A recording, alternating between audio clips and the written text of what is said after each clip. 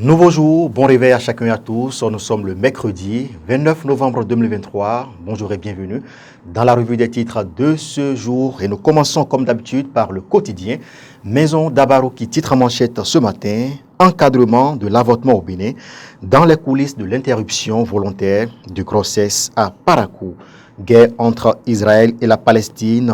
Le Hamas détient toujours environ 200 prisonniers. Nomination d'un Rwandais à la tête de la NIP, Richard Bonéourou invite Talon à repenser cette option. Le quotidien Nord-Sud, quotidien à présent, rencontre Talon Yahi, le décryptage de Kérékou, conseil des investisseurs privés au Bénin, l'engagement de Rebooks pour un secteur privé dynamique. Nord Bénin Info à présent, programme d'appui à la gestion décentralisée de l'alphabétisation phase 2, le niveau 1 évalué dans 306 centres d'alphabétisation.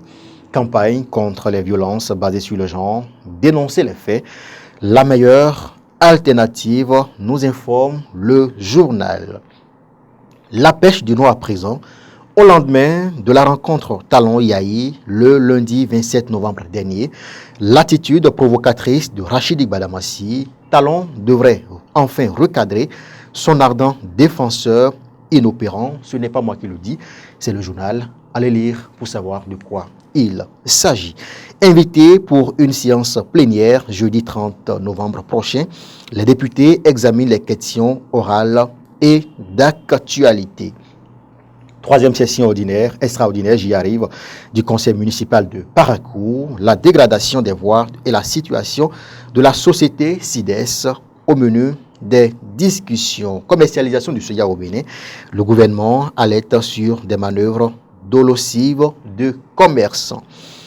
Info Matin, titre en manchette ce jour, rencontre chef de l'État, les démocrates, énième balade de routine, inflexible, Talon prépare une surprise. Vision Horizon 2060. Quel Bénin désirons-nous après 100 ans d'indépendance? S'interroge le journal. Du Coin Info nous informe ce matin. Union des professionnels de la presse sportive du Bénin. Camerou Nanda Ousmane, élu coordonnateur de la région Bogou-Alibouri. Pour une sécurité de qualité au Bénin, Talon envoie la police républicaine au renforcement du civisme dans les espaces publics. D'Aïbi Info à présent, balai des ministres et présidents d'institutions devant les députés, 136,283 milliards pour la santé et 116 milliards pour la sécurité en 2024. Environ 2,7 milliards pour la Cour constitutionnelle. Tête à tête, Patrice Talon est responsable de la police républicaine. Le gouvernement envisage donner plus de moyens financiers à la police républicaine. La boussole, à présent, rencontre Talon-Yahi. Badamassi dénonce le plan machiavélique du Parti Les Démocrates. Il félicite la sagesse du chef de l'État qui a initié cette rencontre. Nous pouvons lire en deuxième de titre.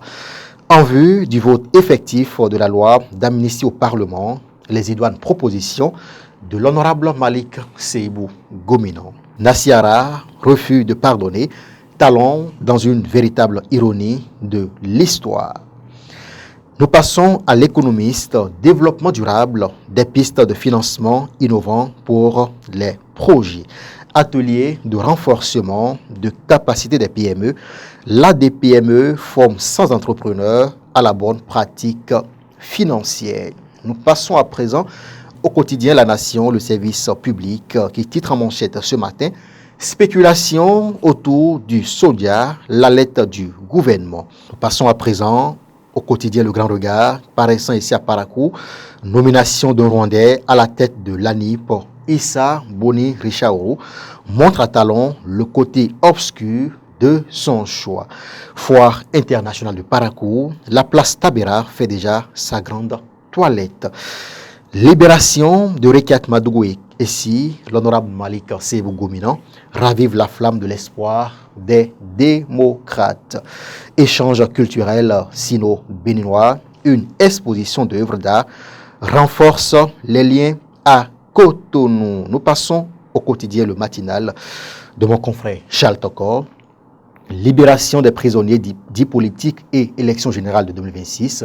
Talon se prononce sur les sujets qui fâchent.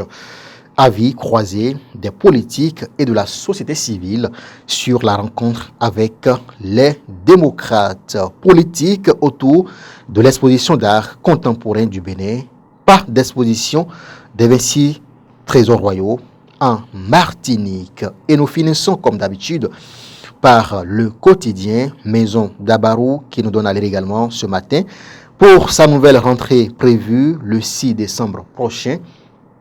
HPD Langage Center vous offre une occasion pour maîtriser la langue de Shakespeare.